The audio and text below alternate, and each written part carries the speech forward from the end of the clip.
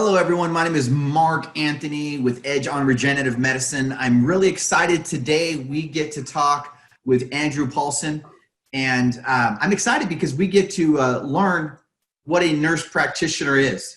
There's a lot of people out there that are wondering what is that, and then they end up meeting nurse practitioners when they see stem cell doctors or they go to a stem cell seminar and things like that. And I think that today's going to be a good question and answer on getting to know what a nurse practitioner is, what a nurse practitioner does.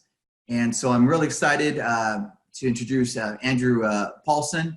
Thank you so much for being on the show. Thanks a lot for having me, Mark. Glad to be here. Excited.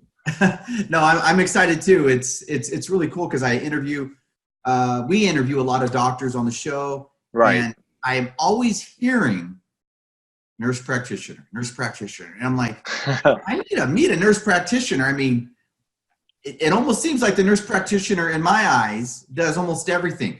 So, right. I don't want to say that, put words in your mouth or somebody else's mouth. But, today we just want to talk about basically what does a nurse practitioner do. I know that you're working in regenerative medicine by helping people with the healing process in their body. And I know, first of all, I don't want to leave this out, but I know that you work with Optimum Regenerative Care. Correct. And tell us a little bit about Optimum Regenerative Care, where that's located, and how long you've been with them, or how long you've been in the industry. Okay. Optimum Regenerative Care is in Bethel, Connecticut, right on the Danbury border. We also pretty close to Westchester County, New York. So we attract a lot of people from that area, as well as all the way up to from Hartford. Even we had some people come from right on the border of Connecticut and Massachusetts. So pretty wide area. Most of Fairfield County we cover.